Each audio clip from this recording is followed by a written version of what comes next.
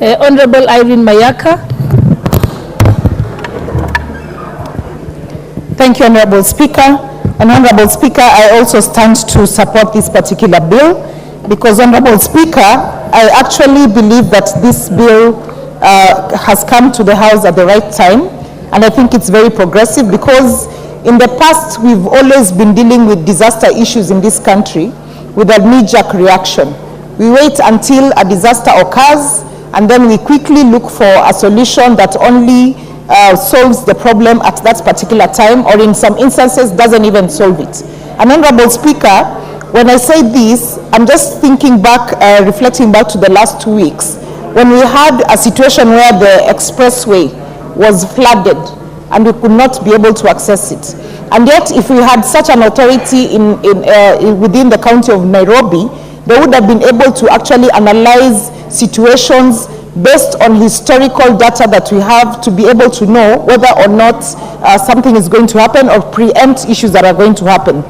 Honorable Speaker, especially during a time when we have so many climate change issues, and the climate change issues that we have range from different counties, and different counties experience different types of issues.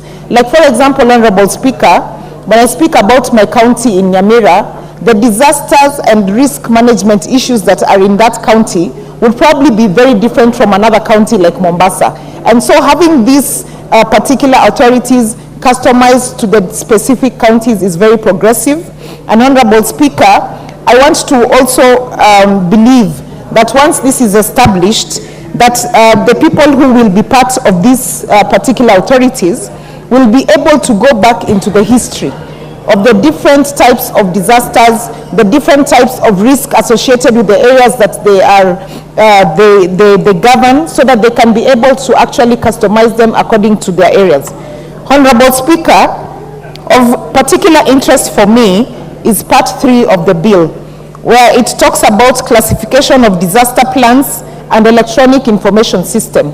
And why I like this, Honorable Speaker, is because with time and the fact that we are very much in the technological space, we need to actually customize our bills to be able to bring in an aspect of IT.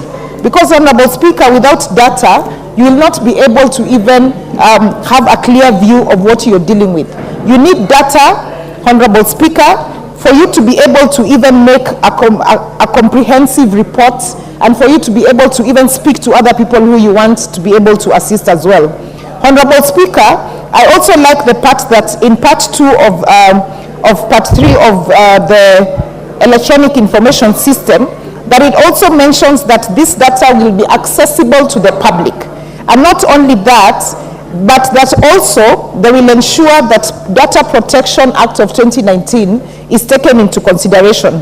Because, Honorable Speaker, again, for as much as we want our people to be able to access data, we must also safeguard them. But in having said that, we cannot safeguard ourselves too much to an extent that we are stifling innovation. And Honorable Speaker, I'd just like to throw a spanner in the works in terms of this particular bill, because I've gone through it, but I've not seen any aspect of AI.